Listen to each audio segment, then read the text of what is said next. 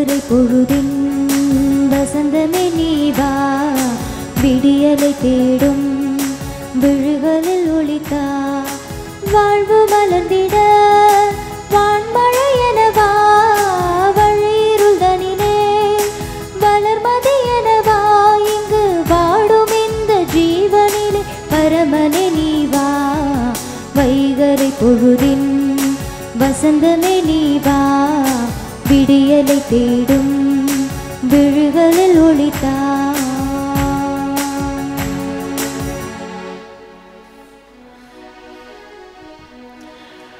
தந்தை மகன் தூய ஆவியாரின் பெயராலே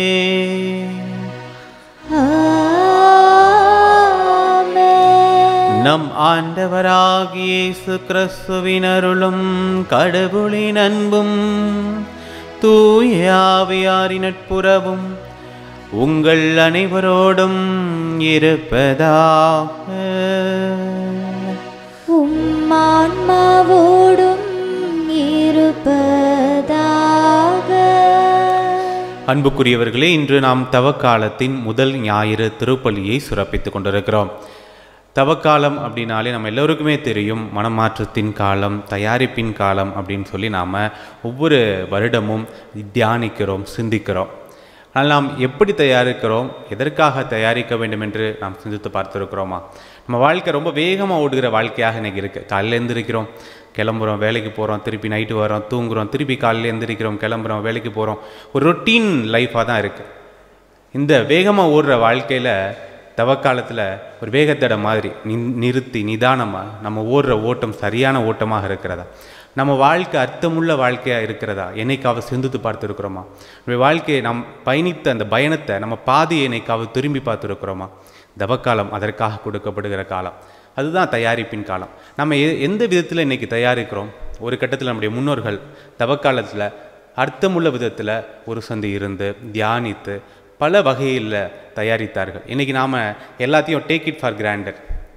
இன்றைக்கி ஒரு உதாரணத்துக்கு நாம் அசைவம் சாப்பிடக்கூடாது, நம்ம ஒரு சந்தி இருக்கணும் அப்படின்னு சொல்லி நாம் நம்முடைய முன்னோர்கள் பின்பற்றி வந்த அந்த விஷயத்தை இன்றைக்கி நாம் பின்பற்றுறோமா அப்படிங்கிறது மிகப்பெரிய கேள்விக்குறி. கேட்டால் ஃபாதர்ஸே சாப்பிட்றாங்க அசைவம், நம்ம சாப்பிட்டா என்ன அப்படின்னு நாம் ஜஸ்டிஃபை பண்ண ஆரம்பிக்கிறோம். நாம் செய்யக்கூடிய செயல்களை ஒரு கட்டுப்பாடு வேணும். அது அப்போ தான் நாம் நம்முடைய வாழ்க்கையில் நம்ம பாவங்களில் விழும்பொழுது இந்த பாவத்தை செய்யக்கூடாது அப்படிங்கிற அந்த கட்டுப்பாடு எப்போ வரும் அப்படின்னு சொன்னால், இந்த சின்ன சின்ன காரியங்களை நம்மையே கட்டுப்படுத்தும் பொழுது தான் அந்த காரியங்கள் நமக்கு சாத்தியமாக இருக்கும். ஆனால் இன்றைக்கி நாம் எதையுமே இன்றைக்கி நம்ம வளர்ந்து வருகிற தலைமுறைகள் நம்முடைய பிள்ளைகளுக்கெல்லாம் இதெல்லாம் நம்ம கொடுக்கறது கிடையாது. அந்த பிள்ளைகளும் இன்றைக்கி தவக்காலம் மற்ற காலம் ஏதோ ஒரே காலமாக இருக்கிறது. அன்புக்குரியவர்களே, நம்முடைய பங்குகளில் பல முயற்சிகளை அருட்தந்தையர்கள் எடுத்து கொண்டிருக்கிறார்கள். தியானம் வைக்கிறாங்க, பல பக்தி முயற்சிகளை ஏற்படுத்துகிறார்கள், பல சிந்தனைகளை கொடுக்கிறார்கள். இன்றைக்கி இணையம் வழியாகவும் அருட்தந்தையர்கள் பல சிந்தனைகளை கொடுத்து கொண்டிருக்கிறார்கள். இந்த தவக்காலத்தை நாம் அர்த்தமுள்ள விதத்தில் தயாரிப்பின் காலமாக, மனமாற்றத்தின் காலமாக மாற்றி நிறுத்தி நிதானமாக நாம் பயணிக்கிற இந்த பாதை சரியான பாதையாக என்று நாம் சிந்திக்க சிறப்பாக இந்த திருப்பலியில் ஜெபிப்போம். நம்முடைய குடும்பங்கள் ஒவ்வொன்றையும் ஒப்புக் கொடுத்த திருப்பலியிலே சிறப்பாக மன்றாடுவோம். அன்புமிக்க சகோதர சகோதரிகளே, தூய மறை நிகழ்வுகளை கொண்டாட நாம் தகுதி பெறும் பொருட்டு நம் பாவங்களை ஏற்றுக்கொள்வோம். எல்லாம் வல்ல இறைவனிடமும் சகோதர சகோதரிகளே உங்களிடமும் நான் பாவியனை ஏற்றுக்கொள்கிறேன். ஏனெனில் என் சிந்தனையாலும் சொல்லாலும் செயலாலும் கடமையில் தவறியதாலும் பாவங்கள் பல செய்தேன். என் பாவமே, என் பாவமே, என் பெரும் பாவமே. ஆகையால் எப்போதும் கன்னியான புனித மரியாவையும் வானதூதர் புனிதர் அனைவரையும் சகோதர சகோதரிகளை உங்களையும் நம் இறைவனாகிய ஆண்டவரிடம் எனக்காக வேண்டிக் கொள்ள மன்றாடுகிறேன். எல்லாம் வல்ல இறைவன் நம் மீது இரக்கம் வைத்து நம் பாவங்களை மன்னித்து நம்மை நிலை வாழ்வுக்கு அழைத்துச் செல்வாராக. ஆமென்.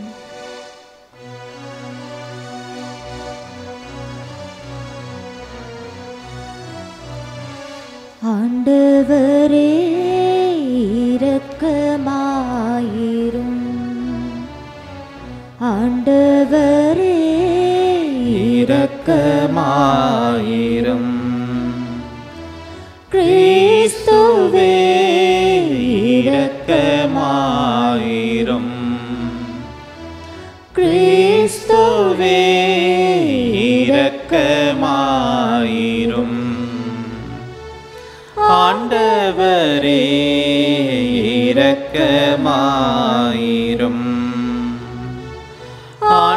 ஆண்டவரே இரக்கமாயிரும்.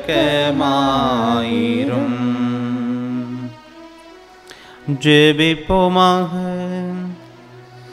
எல்லாம் வல்ல இறைவா, ஆண்டுதோறும் நாங்கள் கடைபிடிக்கும் தவக்கால அருளடையாள செயல்களால் கிறிஸ்துவின் மறையுண்மைகளை புரிந்து கொள்வதில் முன்னேற எங்களுக்கு உதவி அருளும்.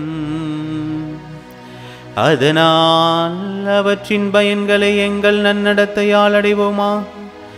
உம்மோடு தூயாவின் ஒன்றிப்பில் இறைவனாய் என்றென்றும் வாழ்ந்து ஆட்சி செய்கின்ற எங்கள் ஆண்டவராகிய இயேசு கிறிஸ்து வழியாக உம்மை மன்றாடுகின்றோம்.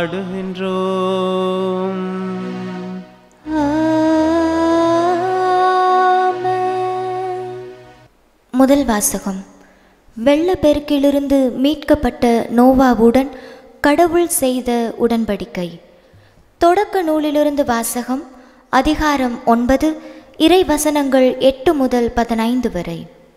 கடவுள் நோவாவிடமும் அவருடன் இருந்த அவர் புதல்வரிடமும் கூறியது: இதோ, நான் உங்களோடும் உங்களுக்கு பின்வரும் உங்கள் வழிமரபினரோடும் பேழையிலிருந்து வெளிவந்து உங்களோடு இருக்கும் உயிரினங்கள், பறவைகள், கால்நடைகள், நிலத்தில் உங்களுடன் உயிர் வாழும் விலங்கினங்கள் எல்லாவற்றோடும் மண்ணுலகில் உள்ள எல்லா உயிர்களோடும் என் உடன்படிக்கையை நிலைநாட்டுகிறேன். உங்களோடு என் உடன்படிக்கையை நிறுவுகிறேன். சதையுள்ள எந்த உயிரும் வெள்ளப்பெருக்கால் மீண்டும் அழிக்கப்படாது. மண்ணுலகை அழிக்க இனி வெள்ளப்பெருக்கு வரவே வராது. அப்பொழுது கடவுள் எனக்கும் உங்களுக்கும் உங்களுடன் இருக்கும் உயிருள்ள எல்லாவற்றிற்கும் இடையே தலைமுறைதோறும் என்றென்றும் இருக்கும்படி நான் ஏற்படுத்திய உடன்படிக்கையின் அடையாளமாக என் வில்லை மேகத்தின் மேல் வைக்கிறேன். எனக்கும் மண்ணுலகுக்கும் இடையே உடன்படிக்கையின் அடையாளமாக இது இருக்கட்டும். மண்ணுலகின் மேல் நான் மேகத்தை வருவிக்க அதன் மேல் வில் தோன்றும் பொழுது எனக்கும் உங்களுக்கும் சதையுள்ள உயிரினங்கள் எல்லாவற்றுக்கும் இடையே உள்ள என் உடன்படிக்கையை நான் நினைவு கூர்வேன். உயிர்கள் எல்லாவற்றையும் அழிப்பதற்கு தண்ணீர் இனி ஒருபோதும் பெருவெள்ளமாக மாறாது என்றார். ஆண்டவரின் அருள்வாக்கு. இறைவனுக்கு நன்றி. ஆண்டவரது உடன்படிக்கையை கடைபிடிப்போரின் பாதைகள் உண்மையானவை. ஆண்டவரது உடன்படிக்கையை கடைபிடிப்போரின் பாதைகள் உண்மையானவை. ஆண்டவரே, உம் பாதைகளை நான் அறியச் செய்தருளும். உம் வழிகளை எனக்கு கற்பித்தருளும். உமது உண்மை நெறியில் என்னை நடத்தி எனக்கு கற்பித்தருளும். ஏனெனில் நீரே என் மீட்பராம் கடவுள்.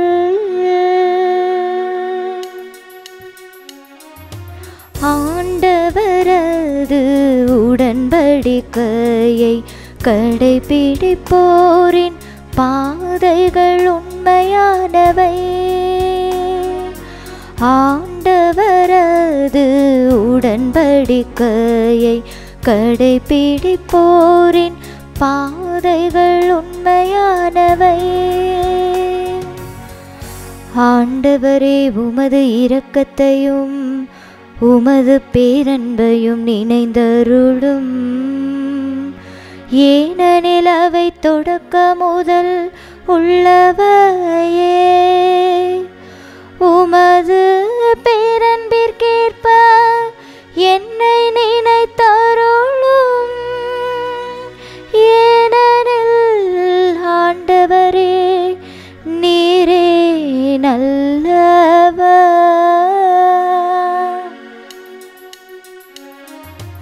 ஆண்டவரது உடன்படிக்கையை கடைபிடிப்போரின் பாதைகள் உண்மையானவை. ஆண்டவரது உடன்படிக்கையை கடைபிடிப்போரின் பாதைகள் உண்மையானவை.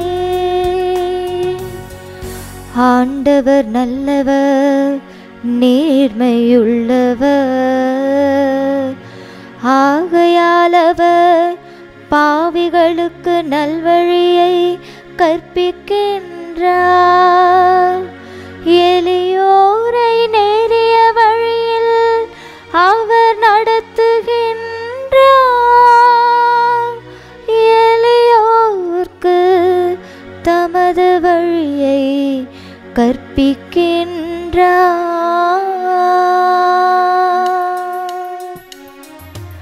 ஆண்டவரது உடன்படிக்கையை கடைபிடிப்போரின் பாதைகள் உண்மையானவை. ஆண்டவரது உடன்படிக்கையை கடைபிடிப்போரின் பாதைகள் உண்மையானவை. இரண்டாம் வாசகம்.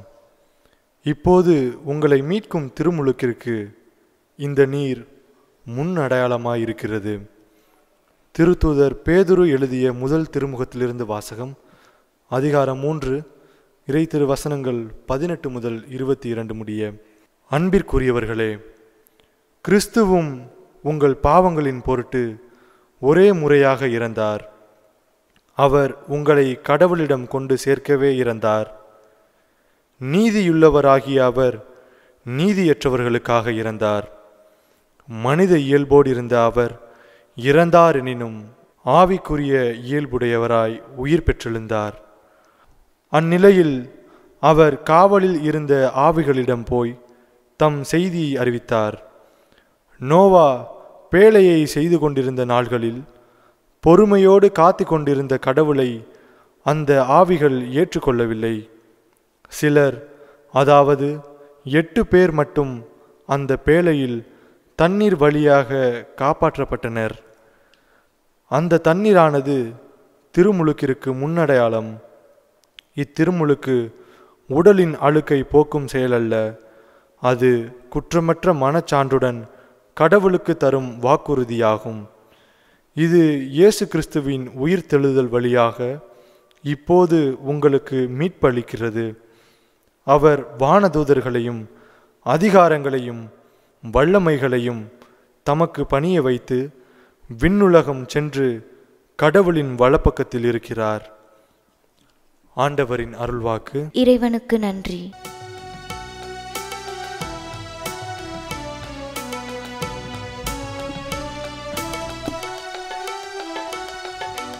ஆயன் மந்தையை காப்பது போல ஆண்டவர் நம்மை காக்கின்றார். ஆயன் மந்தையை காப்பது போல ஆண்டவர் நம்மை காக்கின்றார். மனிதர் அப்பத்தினால் மட்டுமல்ல, மாறாக கடவுளின் வாய்ச்சொல் ஒவ்வொன்றாலும் உயிர் வாழ்வர். ஆயன் தன் மந்தையை காப்பது போல ஆண்டவர் நம்மை காக்கின்றார். ஆண்டவர் உங்களோடு இருப்பாராக. உம் ஆன்மாவோடும் இருப்பாராக. மாற்கு எழுதிய தூய நற்செய்தியிலிருந்து வாசகம். ஆண்டவரே, மாட்சி உமக்கே. அதிகாரம் 1, இறை வார்த்தைகள் 12 முதல் 15 முடிய. அக்காலத்தில் தூய ஆவியால் இயேசு பாலை நிலத்திற்கு அனுப்பி வைக்கப்பட்டார். பாலை நிலத்தில் அவர் 40 நாள் இரவு இருந்தார். அப்போது சாத்தானால் சோதிக்கப்பட்டார். அங்கு காட்டு விலங்குகளிடையே இருந்தார். வானதூதர் அவருக்கு பணிவிடை செய்தனர். யோவான் கைது செய்யப்பட்ட பின் கடவுளின் நற்செய்தியை பறைசாற்றி கொண்டே இயேசு கலிலேயாவிற்கு வந்தார். காலம் நிறைவேறிவிட்டது, இறையாட்சி நெருங்கி வந்துவிட்டது, மனமாறி நற்செய்தியை நம்புங்கள் என்று அவர் கூறினார். ஆண்டவரின் அருள்வாக்கு. கிறிஸ்துவே உமக்கு புகழ். ஆண்டவருக்குள் பிரியமான அன்பு சகோதர சகோதரிகளே, இந்த அருமையான நாளில் ஆண்டவருடைய இறை வார்த்தையோடு உங்களை மீண்டுமாய் சந்திப்பதில் பெரும் மகிழ்ச்சி அடைகிறோம். ஆண்டவருடைய பிள்ளைகள், இந்த தவ காலத்தில் மீண்டும் அதே வார்த்தையை நீங்கள் கேட்க ஆரம்பித்திருக்கிறீர்கள். என்ன வார்த்தை அப்படின்னா தயாரிப்பு. தயாரிப்புன்னு கிறிஸ்மஸ் சமயத்தில் நம்ம சொல்லுவோம். அப்புறம் இந்த ஈஸ்டர் சமயத்தில் இந்த தவ காலத்தில் தயாரிப்புங்கிற வார்த்தை வரும். உடனே நம்ம ஏமாந்துடக்கூடாது. சாமியார் தயாரிப்புன்னு பேசுகிறாரு, ஒருவேளை முறுக்கு தயாரிக்க சொல்கிறார் போல இருக்குது, அதிரசம் தயாரிக்க சொல்கிறார் போல இருக்குது என்று சொல்லி நம்ம என்ன செய்து விடக்கூடாது, ஏமாந்து விடக்கூடாது.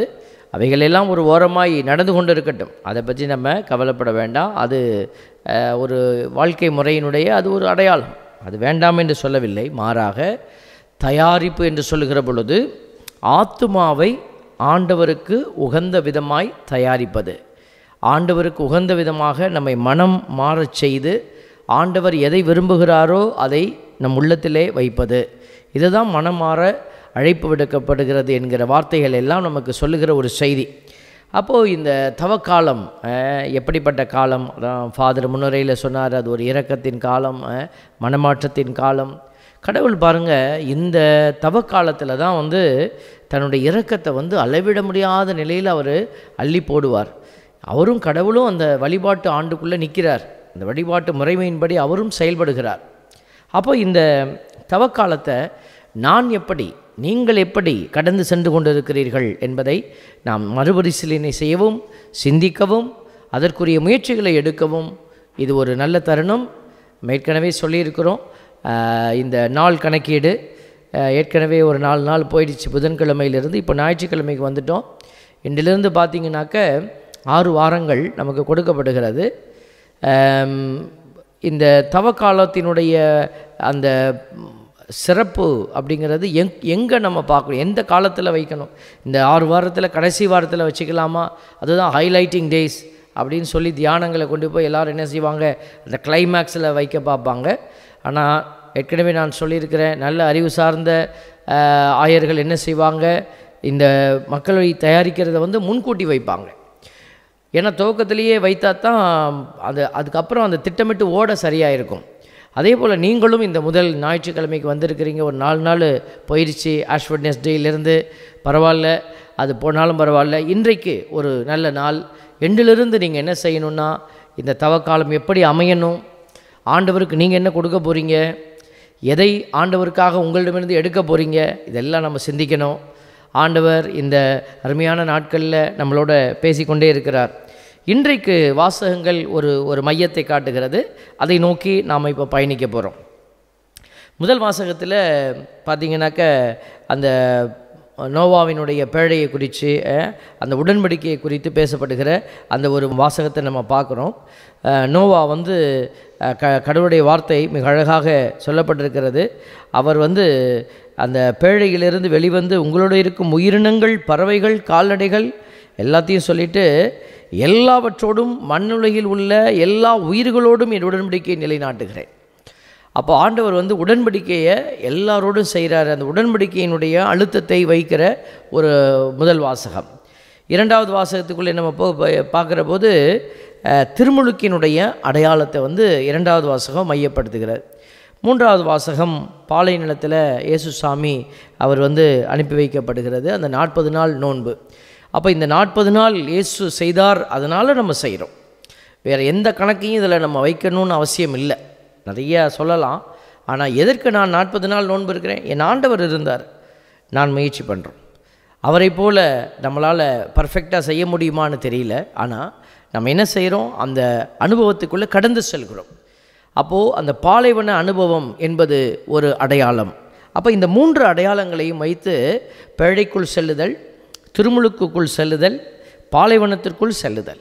இந்த 3 அடையாளத்தையும் வச்சு நம்ம என்ன செய்கிறோம், இன்றைய செய்தியினுடைய ஆழத்துக்குள்ளே நம்ம போகிறோம். தவக்காலம் அப்படின்னா நம்ம புரிந்து கொள்ள வேண்டிய இன்றைய காலத்தில், அன்றைக்கு பேழை இருந்தது நோவாவுக்கு, அதை பற்றி நம்ம யோசிக்க இப்போ முடியாது. ஆனால் நம்ம சிந்தனைக்காக எடுத்து யோசிக்கிறோம்.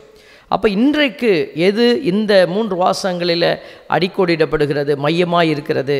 தவக்காலம் திருமுழுக்கின் அருளை புதுப்பிக்கும் உடன்படிக்கையின் காலம் அப்படின்னு சொல்லலாம். இப்போ இந்த திருமுழுக்கினுடைய அருளை நம்ம புதுப்பிக்கிற காலம். அதுக்கு தான் பழைய ஏற்பாட்டிலிருந்து ஒரு டச் கொடுக்குறாரு கடவுள். பேதுரு எழுதிய திருமுகத்திலிருந்து ஒரு டச் கொடுக்குறாங்க. நம்முடைய திரு அவை பாருங்கள் எங்கெங்கேருந்து சோர்ஸஸ் எடுத்து நமக்கு வைத்திருக்கிறது. தொடக்க நூலில் நம்ம பார்க்குறோம் பாருங்கள், 6:18 உன்னுடனோ என் உடன்படிக்கையை நிலைநாட்டுவேன், உன் புதல்வர், உன் மனைவி, உன் புதல்வரின் மனைவியர் ஆகியோருடன் நீ பேழைக்கு செல், பேழைக்குள் செல். அப்போது கடவுள் என்ன செய்கிறாரு, பேழைக்குள் அவர் தான் அனுப்புகிறார். அப்போ அவர் திட்டம் போட்டுட்டார். என்ன திட்டம்? அழிக்கிறதுன்னு திட்டம். அப்புறம் அழித்த பிறகு கடவுள் என்ன சொல்கிறாரு இந்த வாசகத்தில் நம்ம பார்க்குற போது, உயிர்கள் எல்லாவற்றையும் அழிப்பதற்கு தண்ணீர் இனி ஒருபோதும் பெருவெள்ளமாக மாறாது என்றார். பாருங்கள், தண்ணீர் இனி பெருவெள்ளமாக மாறாது. உலகம் முழுவதையும் ஒரே நேரத்தில் நான் அப்படி அழிக்க போகிறது கிடையாது அப்படின்னு சொல்லிட்டார். அப்போது இந்த தண்ணீர் என்பது ஒரு அடையாளமாய் வைக்கப்படுகிறார். அந்த தண்ணீர் அந்த பூமியை அழித்த பொழுது அந்த மேஜர் போர்ஷன் எல்லாம் அந்த ஒரு குடும்பத்தை தவிர மற்ற எல்லாருமே அழிக்கப்பட்டாங்கங்கிறது நம்முடைய வேதத்தில் காணுகிற உண்மை. அப்போ இங்கே தண்ணீர் எதனுடைய அடையாளமாக இருந்ததுன்னா அழிவின் அடையாளமாக இருந்தது. ஆண்டவர் அதனால தான் சொல்கிறாரு, உயிர்கள் எல்லாவற்றையும் அழிப்பதற்கு தண்ணீர் இனி ஒருபோதும் பெருவெள்ளமாக மாறாது. இனிமேல் தண்ணியை நான் பயன்படுத்த மாட்டேன், பெருவெள்ளத்தை பயன்படுத்த மாட்டேன். அப்போ கடவுள் என்ன செய்கிறாரு, அந்த தண்ணியவே வேறு ஒரு ஆசீர்வாதமாக வைக்கிறார். பைபிளில் ஒரு ஒரு ஒரு நல்ல ஒரு அழகான அடையாளம் நீங்கள் பார்க்கலாம். ஆதாம் ஏவாள் மரத்தை தொட்டு மரத்தால் பாவத்துக்குள்ளே போனாங்க. இயேசு மரத்தை தொட்டு மரத்தால் மனிதனை மீட்டார். ஆதாம் ஏவாள் பாவம் செஞ்சு அந்த பாவத்தினால அந்த வேதனைக்குள்ளே, சாவு என்கிற வேதனைக்குள்ளே போனாங்க. ஆண்டவர் இயேசு அந்த பாவ நிலையை ஏற்று சாவினுடைய அடிமைத்தலைக்குள்ளே போய் என்ன செய்தார், நம்மளெல்லாம் மீட்டெடுக்கிறார். பாருங்கள், அதுக்கு தான் நம்ம இயேசுவினுடைய அடையாளத்தை சொல்லுகிற போது பாலைவனத்திலே பாம்பு உயர்த்தப்பட்டது போல், அங்கே பாருங்கள் பாம்பு தான் கடிக்குது, அதே பாம்பினுடைய உருவத்தை தூக்கி வையுங்கிறார் கடவுள். அப்போ அந்த உருவத்தை பார்க்குறவங்களாம் சுகமடைஞ்சாங்க. அப்போ அதனுடைய முன் அடையாளம், இயேசுவினுடைய முன் ஒரு குறிப்பாக இதெல்லாம் வைக்கப்பட்டது. அப்போ எப்படி நான் செயலாற்றி கொண்டிருக்கிறேன் பாரு அப்படின்னு கடவுள் வெளிப்படுத்துகிறார். இப்போ இங்கே கூட பாருங்கள், தண்ணீரால் அழிக்கப்பட்ட ஒரு நிலை, தண்ணீர் ஒரு அழிவின் அடையாளமாக இருந்ததை கடவுள் இந்த இடத்துல அபிஷேகத்தின் அடையாளமாக மாற்றுறாரு. Praise the Lord. அன்றைய பிள்ளைகள் பாருங்கள் எவ்வளவு அழகாக நமக்கு கடவுள் வழிநடத்துறதை நம்ம பார்க்குறோம். பாருங்கள், இந்த உடன்படிக்கையை கடவுள் கொடுக்குறார். இதுக்கு மத்தியில் ஒரு உடன்படிக்கைங்கிற ஒரு கான்செப்ட் ஒன்று ஓடிக்கிட்டே இருக்கிறத பார்க்குறோம். இதெல்லாம் இப்போ நான் சொல்லிக்கிட்டு வரதெல்லாம் செயல்பாடு, கடவுள் எப்படி செயல்பட்டாருன்னு. இந்த செயல்பாடுகளை இணைக்கிற ஒரு கான்செப்ட், அறிவு சார்ந்த ஒரு கான்செப்ட் தான் உடன்படிக்கை. உடன்படிக்கைன்னா இந்த ஃபோன் மாதிரி பார்க்க முடியாது, இந்த புக்கு மாதிரி பார்க்க முடியாது. உடன்படிக்கை என்பது உள்ளார்ந்த உறவின் அடையாளம். அது தொடக்க நூலில் 17:9 மீண்டும் கடவுள் ஆபிரகாமிடம், நீயும் தலைமுறை தோறும் உனக்கு பின்வரும் உன் வழிமரபினரும் என் உடன்படிக்கையை கடைபிடிக்க வேண்டும். அப்போ கடவுள் பாருங்கள், இந்த உடன்படிக்கை குறித்து ஆபிரகாமுக்கிட்ட ஒரு ஸ்ட்ராங்காக ஒரு இது வைக்கிறார். யார் யார்? நீ, உன் வழி தலைமுறை தோறும் உனக்கு பின்வரும் உன் வழிமரபினரும். இப்போ நம்மெல்லாம் ஆபிரகாமினுடைய வழிமரபுன்னு சொல்லி கொண்டோன்னா நம்ம என்னத்தை கடைபிடிக்கணும்? உடன்படிக்கையை கடைபிடிக்க வேண்டும். விடுதலை பயண நூல் 19:5 நீங்கள் என் வார்த்தைக்கு செவிசாய்த்து என் உடன்படிக்கையை கடைபிடித்தால் அனைத்துலகும் என் உடைமையே எனினும் நீங்களே எல்லா மக்கள் இனங்களிலும் என் தனி சொத்தாவீர்கள். ஏன் கடவுள் ஒரு எகிப்தை போய் தேர்ந்தெடுக்கலை? எகிப்து பெரிய நாடு, நிறைய மக்கள். மேலே அங்கிட்டு பார்த்திங்கன்னா சிரியா, அது ஒரு பெரிய நாடு. இங்கிட்டு பார்த்தா பாபிலோன், அது ஒரு பெரிய நாடு. இஸ்ரேலை சுற்றி இருந்த சில பெரிய நாடுகளை சொல்கிறேன். நடுவில் குட்டியோண்டு இருந்தது தான் இஸ்ரவேல். அந்த இஸ்ரவேல் தேசத்தை கடவுள் பேர் சொல்லி தேர்ந்தெடுத்தார். ஏன் தேர்ந்தெடுத்தார்? அதான் சொல்கிறாரு பாருங்கள், நீ என் வார்த்தைக்கு செவிசாய்த்து என் உடன்படிக்கையை கடைபிடித்தினா அனைத்துலகும் என் உடைமை, இருந்தாலும் நீங்களே எல்லா மக்கள் இனங்களிலும் என் சொத்தாவீர்கள். இஸ்ரேல் மக்கள் தான் கடவுள் யார், கடவுளில் எப்படி செயல்படுறாரு அப்படிங்கிறத புரிந்து கொள்ள அவங்க முற்பட்டாங்க.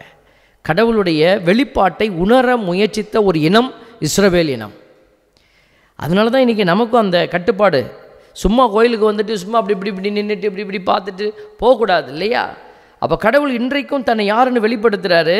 அந்த வெளிப்பாட்டை உணர்கிற பிள்ளை தான் இஸ்ரவேல். Praise the Lord. கோயிலுக்கு வரவங்கெல்லாம் இஸ்ரவேல்னு சொல்லி பாட்டு பாடலாம். இஸ்ரவேலே பயப்படாதே நானே உன் தேவன், பாட்டெல்லாம் பாடலாம் சத்தமாக கைத்தட்டி. ஆனால் யார் இஸ்ரவேல்? கடவுள் யாரை பெயர் சொல்லி தெரிந்தெடுத்து அவர்களை அழைத்து அவர்களை முன்குறித்து அவர் திட்டத்தை வெளிப்படுத்துவார் பாருங்க. யார் கடவுள் என்ன வெளிப்படுத்துகிறாருன்னு அறிய முற்படுறாங்களோ அவங்க தான் இஸ்ரவேல். அப்போ பாருங்க, இன்றைக்கி கடவுள் அவங்கள தான் தனி சொத்து என்று சொல்கிறார். அப்போ இஸ்ரவேல் இனம் அப்படி தான் இருந்துச்சு. இன்றைக்கி நீங்களும் நானும் இஸ்ரவேல் இனத்தினுடைய பல தலைமுறைகளை தாண்டி வந்திருந்தாலும் நாமளும் என்ன செய்யணும்னா, இந்த கடவுளுடைய திட்டத்தை அவர் என்ன வெளிப்படுத்துகிறாரு, என்ன பேசுகிறாருங்கிறத கேட்க பழகிக்கொள்ளணும். உலகம் ஒரு பக்கம் நம்மளை இழுத்துக்கிட்டு ஓடுது. ஃபாதர் முன்னுரையில் சொன்னார், நம்ம எல்லாம் அப்படியே ஒரு ஓட்டத்தில் ஓடிக்கிட்டு இருக்கிறோம். இது ஒரு பிரேக், இது ஒரு ஸ்பீட் பிரேக் மாதிரி. இதை போட்டுட்டு அந்த ஸ்பீட் பிரேக் தாண்டின உடனேயும் நம்ம வண்டி எப்படி எடுப்போம், எடுத்து கியரை மாற்றி வேகமாக தான் போக முயற்சிப்போம். அப்போ நம்ம என்ன செய்யக்கூடாது, முதல்ல நின்று நல்லா யோசித்து நம்மளை தயார்படுத்திட்ட பிற்பாடு நம்ம ஓட்டம் இன்னும் விரைவாய் ஓடணும். அதுதான் ஆண்டவர் அழைக்கிறார். அதுக்கு தான் வெளிப்படுத்துகிறார். வெளிப்பாட்டெல்லாம் வாங்கிக்கிட்டு ரொம்ப நல்லா இருக்குது ஸ்பீட் பிரேக்கில் வண்டி அப்படியே மெதுவாகிடுச்சு, அப்புறம் அப்படியே 10லேயே உருட்டிக்கிட்டு போனால் நல்லா இருக்குமா? பாருங்கள், ஒரு ஜோக்கு சொல்லுவாங்க இல்லையா, இந்த முல்லா கதையில் முல்லான்னு ஒரு கதையெல்லாம் இப்படி நிறைய ஜோக்கெல்லாம் கதை எழுதுவாங்க. அந்த கதைகளில் அவர் சொன்னாராம், முல்லா ஒரு ஊருக்கு போயிட்டு வந்தாராம். ஊருக்கு போகும்போது ஒரே நாளில் போயிட்டார். திருப்பி வரும்போது 5 நாள் ஆயிடுச்சு. ஏப்பா போகும்போது ஒரு நாளில் போயிட்ட, வரும்போது 5 நாள் எடுத்துட்ட? அட ரிவர்ஸ் கியர் ஒன்று தாங்க வச்சுருந்தாங்க அப்படின்னார்.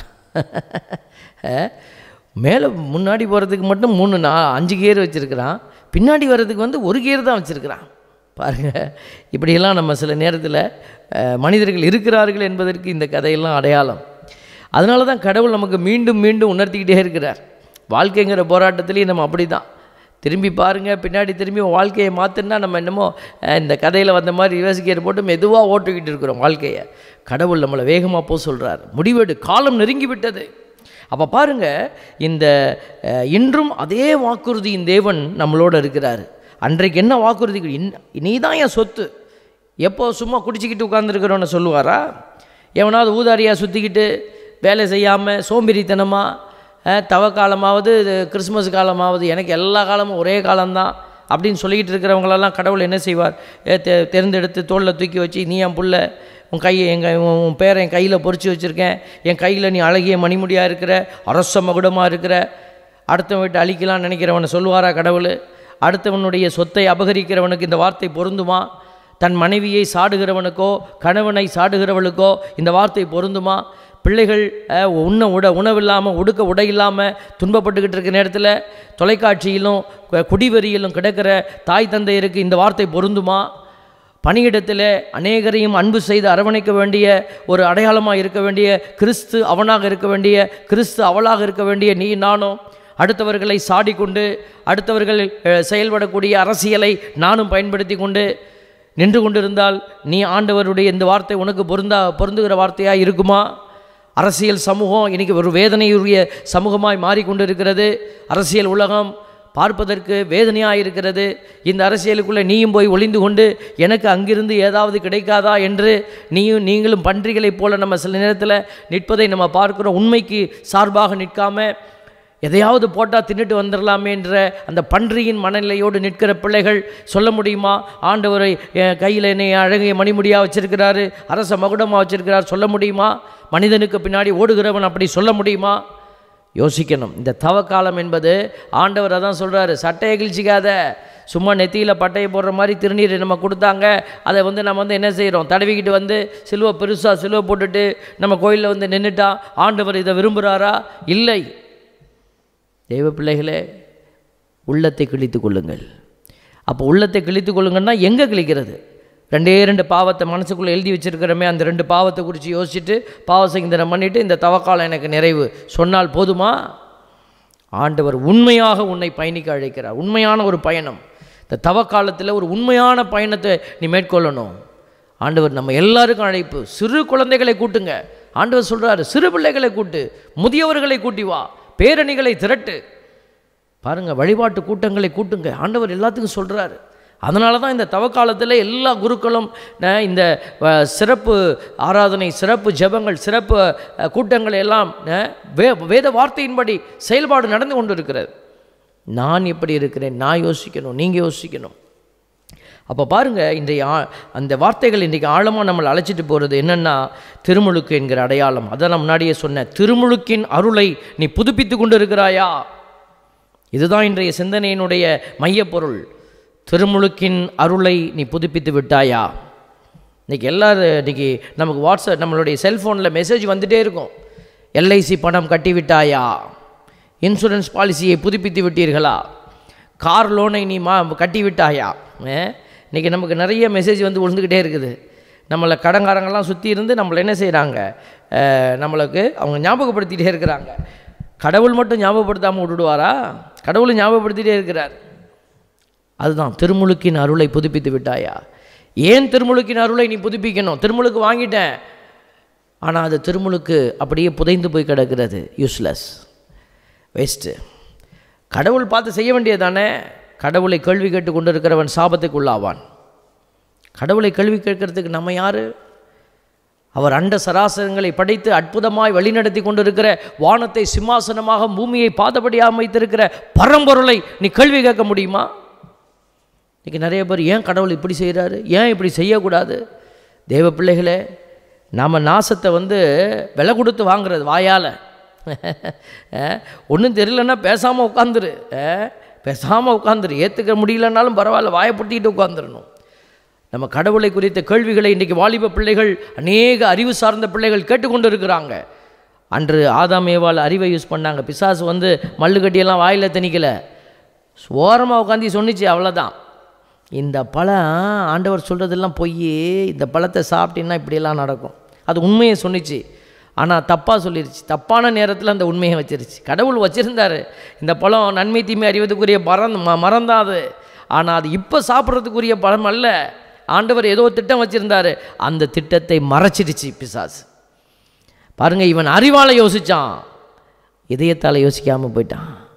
ஆண்டவர் என்னைய படைச்சவர், அவர் எனக்கு நன்மை செய்யாமல் போயிடுவாரா அப்படின்னு ஒரு கணம் யோசித்திருந்தா இந்த ஆதாமும் ஏவாளும் அந்த காரியத்தை செய்திருக்க மாட்டாங்க. அறிவு சார்ந்த அந்த உயர்வு தான் பாவமாய் வெளிப்பட்டது, ஜென்ம பாவம். இன்றைக்கி நிறைய பேர் அறிவால் ஓட நினைக்கிறோம். அறிவால் ஜாக்கிரதையாக இருக்கணும். அதுக்காக அறிவு வேண்டான்னு சொல்லலை. இதயத்தில் அந்த அறிவு இதயத்தில் இறங்கி இதயம் வெளிப்படணும் அன்பால். அறிவு இங்கிருந்து செயல்படுவதல்ல. இன்றைக்கி அப்படி தான் செயல்பட்டு கொண்டு இருக்கிறது. அதைத்தான் ஆண்டவர் என்ன செய்கிறாரு, அருவருக்கிறேன் என்று சொல்லுகிறார். பாருங்கள், இந்த திருமுழுக்கு நம்மளை மீண்டும் புதுப்பித்து ஆண்டவருக்கு முன்னாடி நீங்கள் படைக்கணும் பிள்ளைகளே. 1 பேதுரு 3வது அதிகாரம் 18 வாசிக்கக்கூடிய இந்த 2வது வாசகத்தை நீங்கள் கேட்டிருப்பீங்க. அதில் 21வது இறைவசனம் சொல்லுது, அந்த தண்ணீரானது திருமுழுக்கிற்கு முன்னடையாளம். நோவாவின் காலத்தில் பேழை உயர்த்தப்பட்டுருச்சு, ஆனால் தண்ணீர் ரொப்பி அந்த தண்ணீர் நெகட்டிவாக மாறிச்சு, அழிவின் அடையாளம். இந்த இடத்துல பாருங்கள், பேதுரு சொல்கிறாரு, அந்த தண்ணீரானது திருமுழுக்கிற்கு முன்னடையாளம். இத்திருமுழுக்கு உடலின் அழுக்கை போக்கும் செயல் அல்ல, சும்மா குளிக்க வைக்கிறது இல்லை. அது குற்றமற்ற மனச்சான்றுடன் கடவுளுக்கு தரும் வாக்குறுதி. இதை ரிப்பீட் பண்ணிக்கிட்டே இருக்கணும் நீங்கள். அது குற்றமற்ற மனச்சான்றுடன் கடவுளுக்கு தரும் வாக்குறுதி. இதை தான் நம்ம இந்த தவ காலத்தில் எந்தெந்த குற்றம் இருக்குதோ அதெல்லாம் தூக்கி போட்டுட்டு, இனிமேல் நான் குற்றமற்ற மனச்சான்றுடன் வாழ்வேன், எனக்கு கிடைச்சிருக்கிற திருமுழுக்கின்படி நான் வாழ்வேன், நான் கொடுத்த வாக்குறுதியின்படி ஆண்டவருடைய கட்டளைகள், அதான் உடன்படிக்கைன்னா கட்டளைகள், அந்த கட்டளைகளின்படி நான் நிற்பேன், உடன்படிக்கையை நான் புதுப்பித்துக் கொள்வேன் அப்படின்னு சொன்னால் இதுதான் ஆண்டவர் விரும்புகிற காரியம். குற்றமற்ற மனச்சான்றுடன் கடவுளுக்கு தரும் வாக்குறுதி. இது இயேசு கிறிஸ்துவின் உயிர்த்தெழுதல் வழியாக இப்பொழுது உங்களுக்கு மீட்பளிக்கிறது. இயேசு கிறிஸ்து வழியாக. இயேசு கிறிஸ்து ஏன் இங்கே கொண்டுட்டு வராங்க? திருமுழுக்க நாமெல்லாம் தண்ணியால் வாங்கினோம், அவர் இரத்தத்தில் அபிஷேகம் கொடுக்குறவர். Praise the Lord. அதனால தான் இரத்தத்தின நீ திருமுழுக்கினுடைய அபிஷேகத்தை பெற முடியும் இயேசுவை மகிமைப்படுத்துகிற போது. அன்புக்குரியவர்களே, பாருங்கள், தண்ணீருடைய அடையாளம் பாருங்கள். அங்கே ஒரு நெகட்டிவ், ஆண்டவர் அதை இங்கே பாசிட்டிவாக மாற்றுறாரு. அதை மாற்றிட்டேங்கிறத எங்கே எப்படி உறுதி செய்தார்? சிலுவையில் உறுதி செய்தார். விழாவிலிருந்து தண்ணீரும் இரத்தமும் வெளிவந்தது, அவர் உறுதி செய்தார். திருமுழுக்கு யோவான் பாலைவனத்திலிருந்து இந்த திருமுழுக்கின் அடையாளத்தை அவர் கொடுத்துட்டு இருக்கிறார். எங்கிருந்து வந்தது அவர்களுக்கு இந்த சிந்தனை? திருமுழுக்கு எப்படி கொடுக்கணும்னு இயேசுசாமி ஒரு வித்தியாசமான திருமுழுக்கு கொடுத்தார். இதே அடிப்படையில் திருமுழுக்கு என்று நம்ம சொல்வதில்லை, ஆனால் திருமுழுக்கினுடைய அடையாளத்தில் நீங்கள் அதை பார்க்க முடியும். இப்போ சொல்லக்கூடிய கருத்தியலோடு ஒத்து பார்க்குற போது எங்கே சீடர்களை உணவின் போது எல்லாத்தையும் உட்கார வச்சு அவர் என்ன செய்கிறாரு? பாதங்களை கழுவினார். Praise the Lord. அந்த பாதங்களில் தண்ணீர் ஊற்றப்பட்டது. அப்போ கேட்குறாரு, ஐயா நீர் பாதத்தை கழுவ நான் விடமாட்டேன். ராயப்பர் சொன்னார், பேதுரு நீ பாதத்தை தொடுறதுக்கு நான் விடமாட்டேன். நீ இந்த கழுவுதலுக்கு ஒத்துக்கொள்ளலைன்னா நீ சுத்தமாக இருக்க மாட்ட, அதனால் நீ இந்த இடத்துல இருக்கிறது உனக்கு தகுதி இல்லை அப்படின்னு சொன்ன உடனேயும், அப்படின்னா என் உடம்பு முழுசாக கழுவுங்க அப்படின்னாரு. அப்போ ஆண்டவர் என்ன சொன்னார்?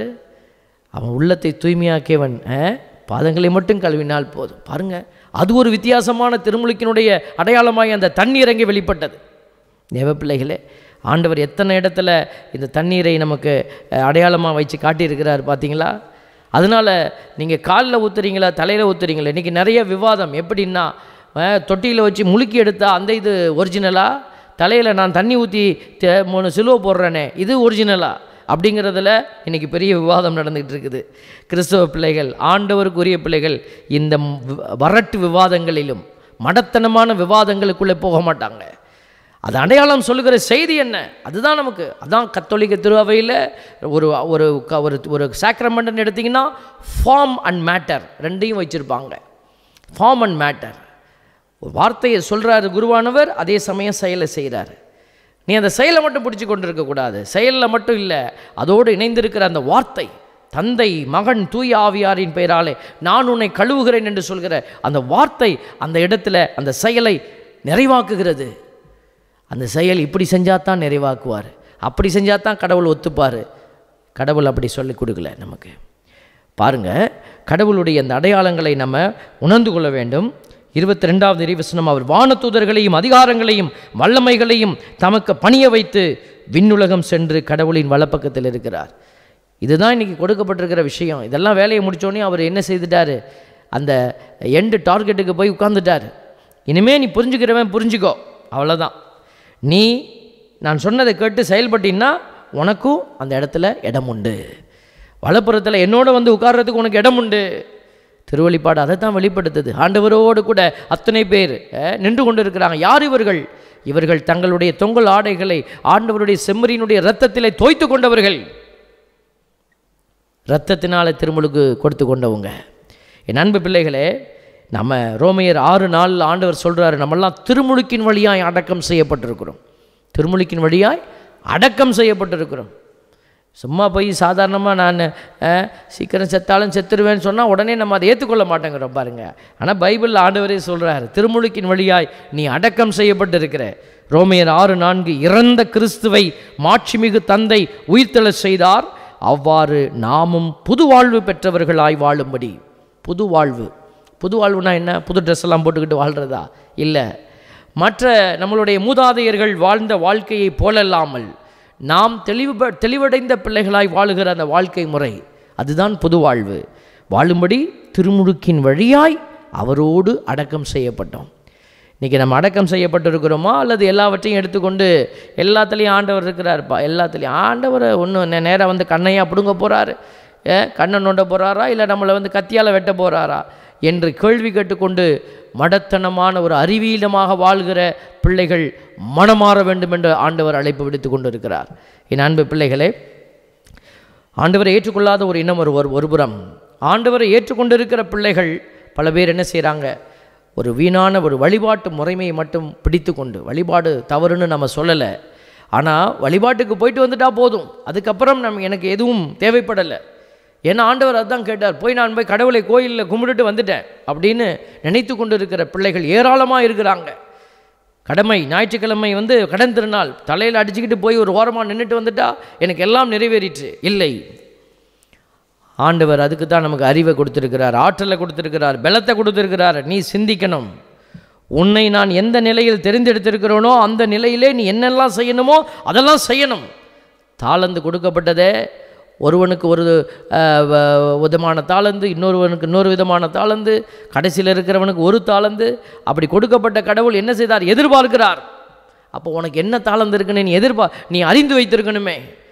அப்போ என் தாளந்துக்கு ஏற்ற மாதிரி நான் வேலை செய்கிறேனா, ஆண்டவருடைய மகிமையை பறைசாற்றுறேனா? இதுக்குத்தான் திருமுழுக்கினுடைய அடையாளம் மீண்டுமாய் நம்மை புதுப்பித்துக்கொள்ள அழைக்கிறது. பிள்ளைகளே, சிந்தித்து பாருங்கள். இந்த நாளில் நீங்கள் உங்களுடைய சிந்தனையை துவங்குங்க.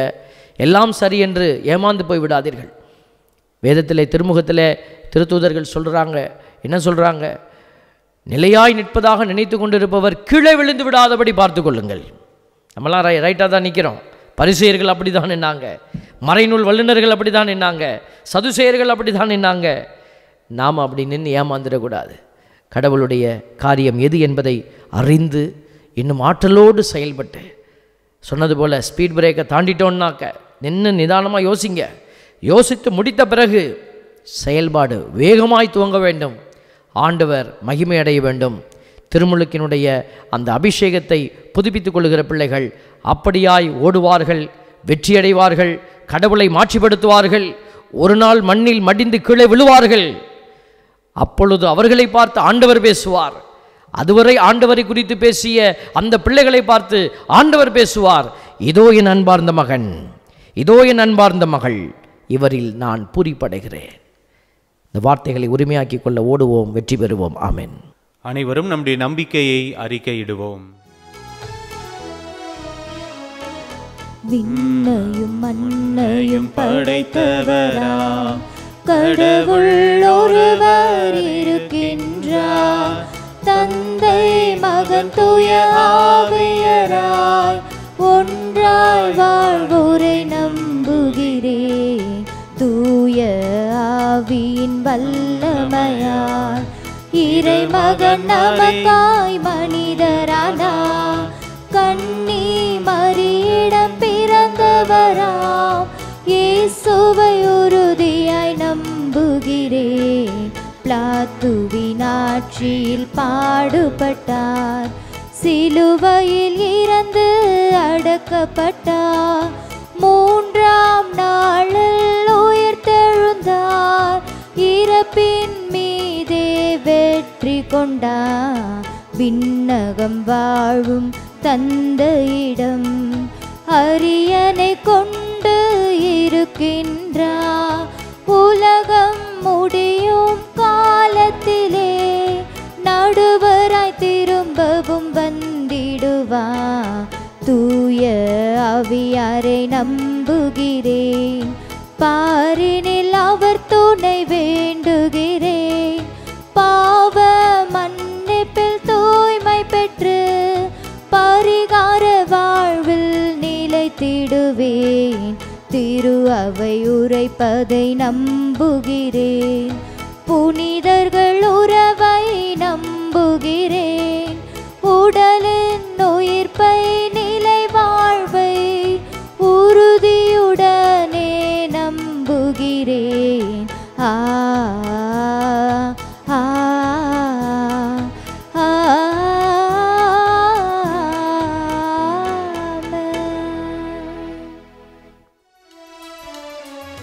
கொடுப்பதன் இன்பம் பெறுவதில் இல்லை, தந்தேன் என்னையே அன்புடனே. கொடுப்பதன் இன்பம் பெறுவதில் இல்லை, தந்தேன் என்னையே அன்புடனே. சரணடைந்தேனே சரணடைந்தேனே, ஆவியே உம்மிடம் சரணடைந்தேன். சரணடைந்தேனே சரணடைந்தேனே,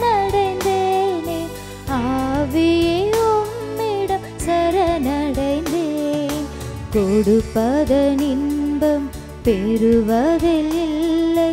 தந்தேன் என்னையே அன்புடனே.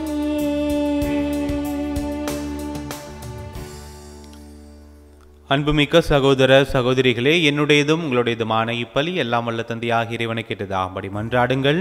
ஆண்டவர் தமது பெயரின் புகழ்ச்சிக்காகவும் மாட்சிக்காகவும் நமது நன்மைக்காகவும் புனித திரு அவை அனைத்தின் நலனுக்காகவும் உமது கையிலிருந்து இப்பலியை ஏற்றுக்கொள்வாராக. ஆண்டவரே, இக்காணிக்கைகளை உம் திருமுன் கொண்டு வந்து புனிதமிக்க அருளடையாள கொண்டாட்டத்தை தொடங்குகின்றோம். இவற்றை தகுந்த முறையில் ஒப்புக் கொடுக்க எங்களுக்கு அருள் புரிவீராக. எங்கள் ஆண்டவராகிய இயேசு கிறிஸ்து வழியாக உம்மை மன்றாடுகின்றோம்.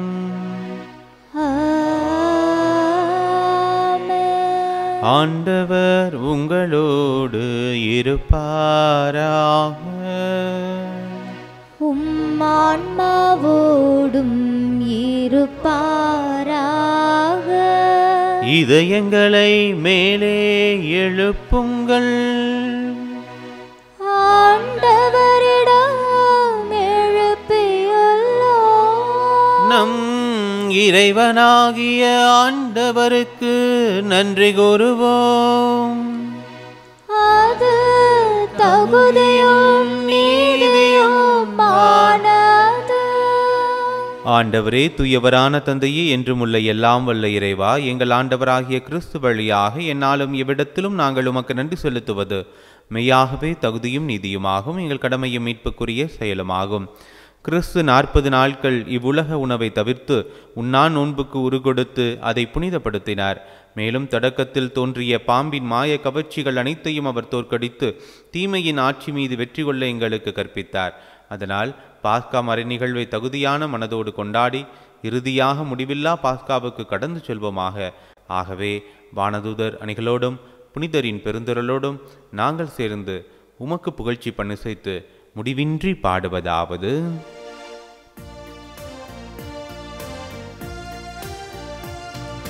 தூயவர் தூயவர் தூயவர் வான்படைகளின் கடவுளாம் ஆண்டவர்.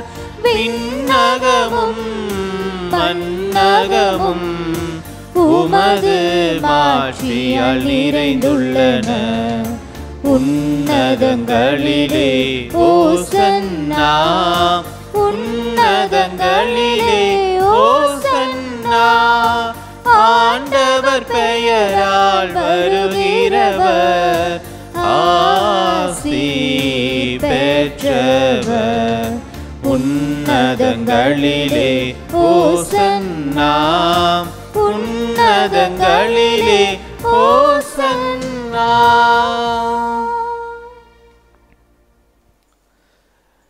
ஆண்டவரே, நீர் மெய்யாகவே தூயவர், தூய்மை அனைத்துக்கும் ஊற்று. ஆகவே உம்முடைய ஆவியை பொழிந்து காணிக்கைகளை தூய்மைப்படுத்த உம்மை வேண்டுகின்றோம். இவ்வாறு எங்கள் ஆண்டவர் இயேசு கிறிஸ்துவின் உடலும் இரத்தமுமாக எங்களுக்கு இவை மாறுவனவாக. அவர் பாடுபட உளம் கனிந்து தம்மை கையளித்த போது அப்பத்தை எடுத்து நன்றி செலுத்தியதை பிட்டு தம் சீடர்களுக்கு அளித்து கூறியதாவது: அனைவரும் இதிலிருந்து பெற்று உண்ணுங்கள், ஏனெனில் இது உங்களுக்காக கையளிக்கப்படும் என் உடல்.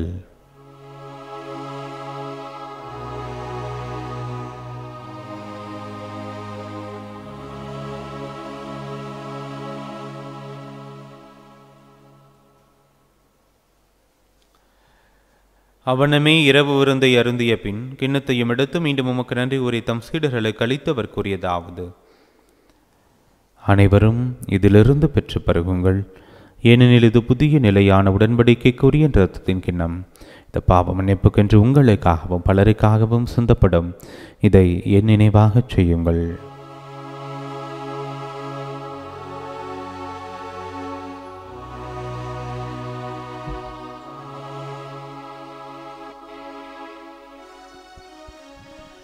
நம்பிக்கையின் மறைபொருள். ஆண்டவரே, நீர் வருமளவும் உமது இறப்பினை அறிக்கையிடுகின்றோம். உமது உயிர்ப்பினையும் எடுத்துரைக்கின்றோம். ஆகவே ஆண்டவரே, நாங்கள் கிறிஸ்துவின் இறப்பினையும் உயிர்ப்பினையும் நினைவு கூர்ந்து வாழ்வு தரும் அப்பத்தையும் மீட்பளிக்கும் கிண்ணத்தையும் உமக்கு ஒப்புக் கொடுக்கின்றோம்.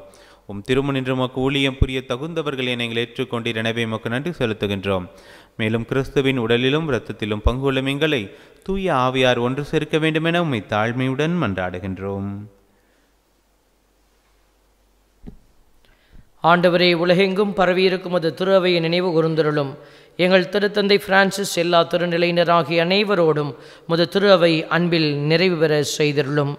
ஆண்டவரே, திருமுழுக்கின் அருளை புதுப்பித்து உடன்படிக்கையினுடைய அபிஷேகத்தினால் தங்களை உமோடு மீண்டும் இணைத்து கொள்ள நினைத்து ஜெபித்து கொண்டிருக்கிற பிள்ளைகள் அனைவரையும் ஆசிர்வதிப்பீராக. உயர்த்திலும் எதிர்நோக்குடன் துயில் கொள்ளும் எம் சகோதர சகோதரிகளையும் இறந்தோர் அனைவரையும் இரக்கத்துடன் நினைவு கூர்ந்து உமது திருமுக வழியினுள் ஏற்றருளும் எங்கள் அனைவர் மீதும் இரக்கமாயிரும். கடவுளின் கன்னித்தாயான புனித மரியா, அவருடைய கணவரான புனித யோசேப்பு, புனித திருத்தூதர்கள், இவ்வுலகில் முக்குகந்தவராயிருந்தோராகிய புனிதர் அனைவருடனும் நாங்கள் நிலைவாழ்வில் பங்கு கொள்ளும் தகுதி பெற்று உம் திருமகன் இயேசு கிறிஸ்து வழியாக உம்மை புகழ்ந்தேத்து மரமருள உம்மை மன்றாடுகிறோம்.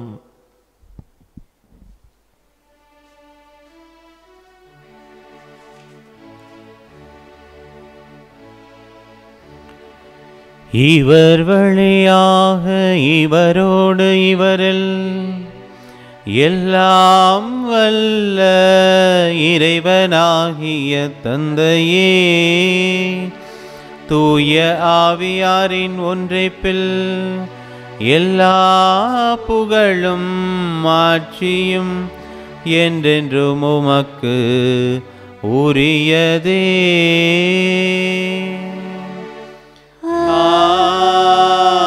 ஆமென். ஆமென். ஆமென்.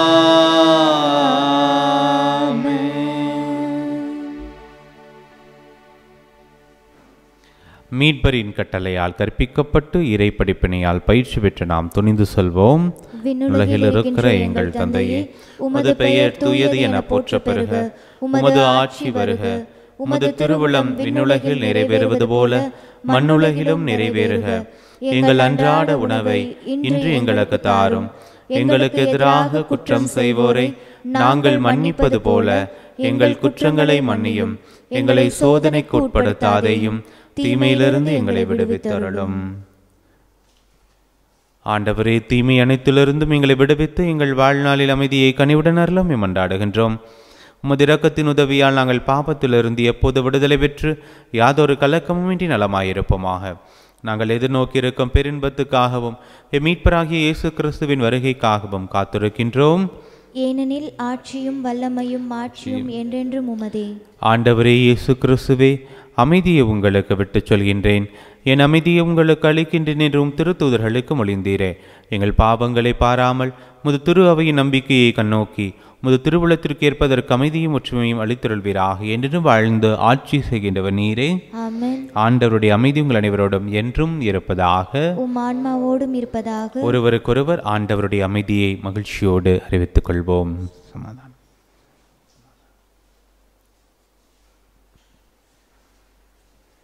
உலகின் பாவங்களை போக்கும் இறைவனின் செம்மறியே, எங்கள் மேல் இரக்கமாயிரும். உலகின் பாவங்களை போக்கும் இறைவனின் செம்மறியே, எங்கள் மேல் இரக்கமாயிரும்.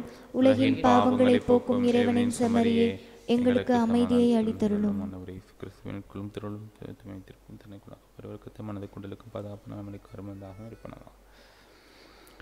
இதோ இறைவனின் செம்மறி, இவரே உலகின் பாவங்களை போக்குபவர்.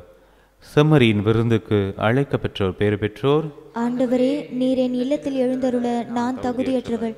ஆனால் ஒரு வார்த்தை மட்டும் சொல்லியருளும், எனது ஆன்மா நலமடையும். ஆசை திருவிருந்துக்கான மன்றாட்டு. ஆண்டவரே, நீர் என் இல்லத்தில் எழுந்தருள நான் தகுதியற்றவன். ஆனால் ஒரு வார்த்தை மட்டும் சொல்லியருளும் என்று நூற்றுவர் தலைவன் ஜெபித்தது போல நாங்களும் இப்போது உம் திருப்பாதம் பணிந்து வேண்டுகிறோம். இனிய இயேசுவே, நாங்கள் தகுதியற்றவர்களாய் இருந்தாலும் எங்கள் தகுதியின்மையை பாராமல் நீர் எங்கள் உள்ளங்களில் எழுந்து வாரும். உம் அன்பிலும் அருளிலும் நாங்கள் நிலைத்திருக்க எம்முள் எழுந்து வாரும். உம் பிள்ளைகளாக உயிருள்ள உண்மை சாட்சிகளாக உமது நற்செய்தின்படி வாழ்பவர்களாக எங்களை உருமாற்ற வாரும். தந்தையின் திருவுளப்படி வாழ்ந்திட எங்களுக்கு துணை புரிந்திட வாரும். நன்மை செய்வதில் ஆர்வமுள்ளவர்களாய் தீமைகள் அனைத்திலிருந்தும் விடுதலை பெற்றவர்களாய் வாழவும் எங்களை வழிநடத்த வாரும். எல்லா நலன்களும் வளங்களும் எங்களை நிரப்ப வாரும். ஆமேன். ஆண்டவருக்குள் பிரியமான அன்பு சகோதர சகோதரிகளே, இதோ திருமுழுக்கின் அருளை புதுப்பித்து கொள்ள அழைக்கப்பட்டிருக்கிற நாம் இதோ இந்த அருமையான ஆசீர்வாதமான வேளை, திருப்பலியினுடைய நிறைவு வேளையிலே நாம் ஆண்டவரிடத்தில் மன்றாடுவோம். இதோ இந்த அபிஷேகமான திருவுடல் திருரத்த அந்த காரியங்கள் நம்மை நிறைவாக்கும்படியாக ஆண்டவர் தாமே நம்மை திருமுழுக்கினாலே நிறைவாக்கு அவருடைய திட்டத்திற்கு நம்மை பயன்படுத்த, அவருடைய திட்டங்களை நாம் புரிந்து கொள்ள, வெளிப்பாடுகளை புரிந்து கொள்ள ஆற்றல் தரும்படியாக நாம் இணைந்து ஒரே உள்ளத்தோடு ஜெபிப்போம்.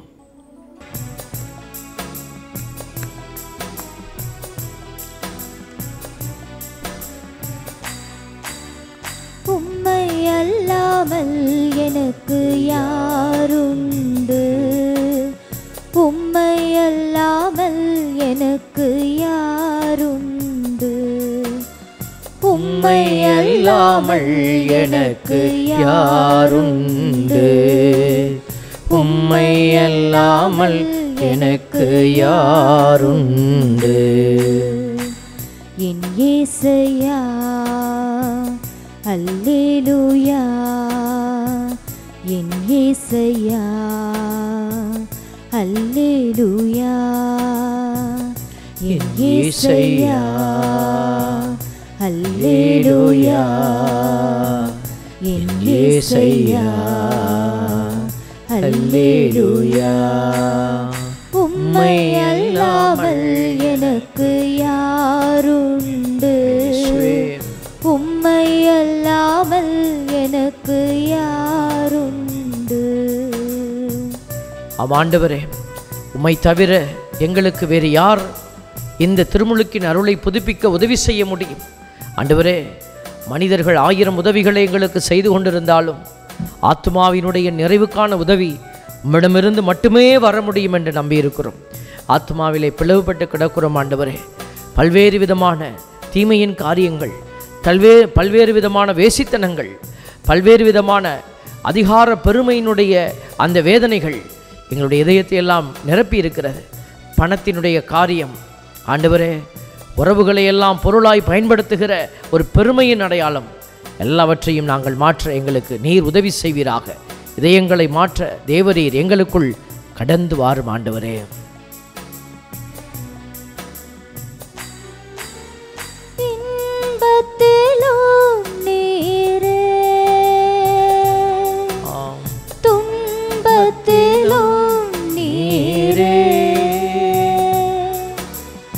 இன்பத்திலும் நீரே, துன்பத்திலும் நீரே, எவ்வேளையும் ஐயா நீர்தானே, எவ்வேளையும் ஐயா நீர்தானே. உம்மை அல்லாமல் எனக்கு யாருண்டு? உம்மை அல்லாமல் எனக்கு யாருண்டு? ஆண்டவரே, உம்மையன்றி நாங்கள் வேறு யாரிடத்திலே செல்வோம் என்று கேட்ட பேதுரடிகளாரை போல நாங்களும் ஜெபிக்கிறோம். இதோ நீர் எங்களுக்கு உதவி செய்ய இறங்கி வருவீராக. நீர் வாக்களித்த ஆவியானவர் எங்களுக்கு உதவி செய்வாராக. இதோ இந்த தவ நாட்களில் நாங்கள் எங்களுக்குள்ளே ஒரு புது பிறப்பை அனுபவிக்க நீர் சொன்ன, இதோ நீராலும் ஆவியாலும் நீ புது பிறப்பை அடைய வேண்டும் என்று சொன்ன விதமாக நாங்களும் அந்த புது பிறப்பை நோக்கிய பயணத்திலே நிறைவடைய தேவரீர் கரம் பிடித்து வழி நடத்துவீராக.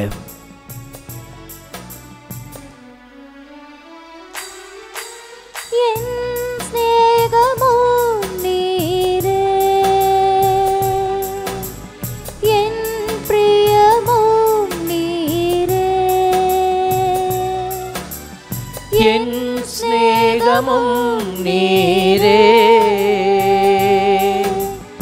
என் பிரியமும் நீரே, என் எல்லாமே ஐயா நீர்தானே, என் எல்லாமே ஐயா நீர்தானே.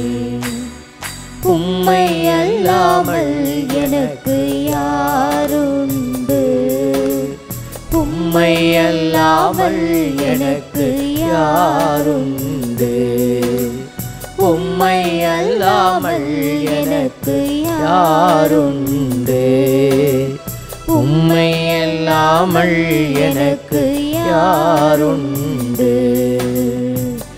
என் இயேசையா. ஆமென் ஆமென். அல்லேலூயா. பரிசுத்த தெய்வமே, என் இயேசையா. கரத்தில் எப்ப கொடுக்கிறோம். அல்லேலூயா. ஆசீர்வதியும் ஆண்டவரே. இயேசையா. இயேசையா. அல்லேலூயா. என் இயேசையா. அல்லேலூயா. நன்றி அப்பா. உம்மை அல்லாமல் எனக்கு யாரும் தேடுகிற பிள்ளைகளை நீ தொடுவீராக. உம்மை அல்லாமல் எனக்கு யாருண்டு. கிருபைகளால் நிரப்புகிறவரும், எங்களை ஒவ்வொரு நாளும் பாதுகாக்கிறவரும், ஆத்துமாக்களினுடைய அன்பருமாயிருக்கிறவரே, உம்முடைய பரிசுத்த தெய்வீக கரத்தில் எங்களை படைக்கிறோம் ஆண்டவரே. இதோ திருமுழுக்கை பெற்றுக்கொண்டிருக்கிறோம். ஆனால் பல நிலைகளிலே நாங்கள் இந்த திருமுழுக்கினுடைய அந்த சாராம்சத்தை, அந்த ஆழத்தை தொலைத்து விட்டு நிற்கிறோம் ஆண்டவரே. இதோ நீர் கொடுத்த அபிஷேகமான பொக்கிஷம் இந்த திருமுழுக்கு என்கிற ஒரு ஆசீர்வாதம். அதை நாங்கள் இழந்து நிற்கிற வேலையை நினைத்து நாங்கள் வருந்துகிறோம் அப்பா. இதோ மீண்டுமாய் புதுப்பிக்க வல்லவர் நீர் மட்டுமே ஆண்டவரே.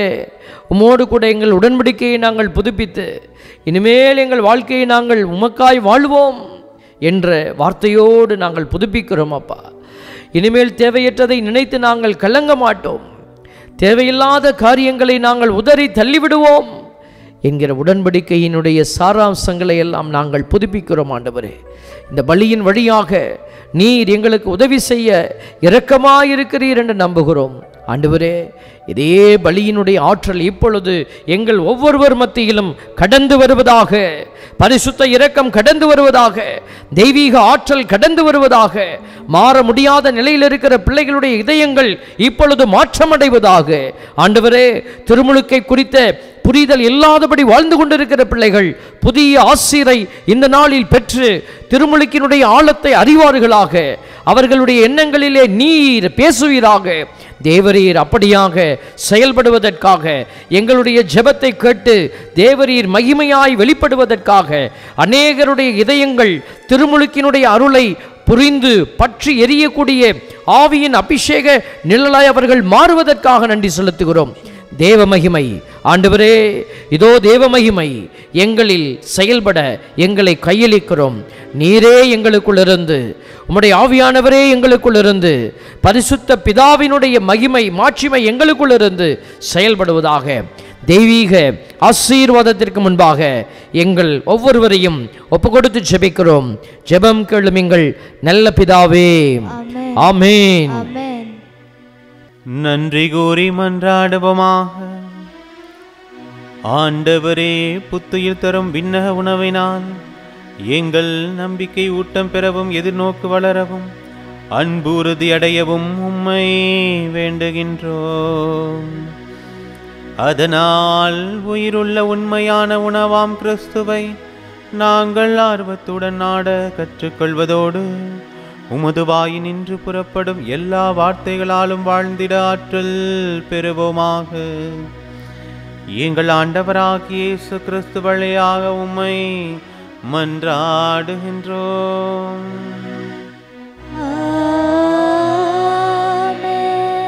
ஆண்டவர் உங்களோடு இருப்பாராக.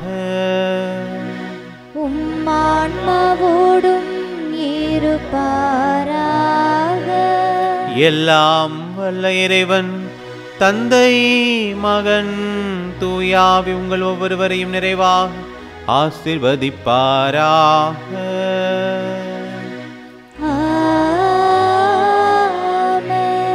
சென்று வாருங்கள், திருப்பலி நிறைவேறிற்று. இறைவனுக்கு நன்றி.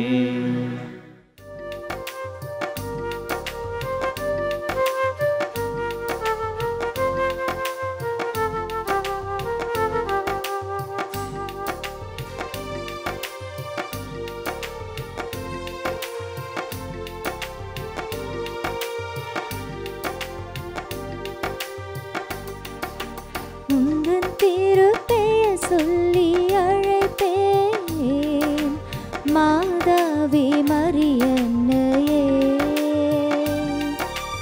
உன்னை நினைந்துருகியே மகிழ்வேன், என் இதயத்தில் நீ வாழவே. உந்தன் திருப்பெயர் சொல்லி அழைப்பேன், மாதாவே மரியன்னையே. உன்னை நினைந்துருகியே மகிழ்வேன், என் இதயத்தில் நீ வாழவே.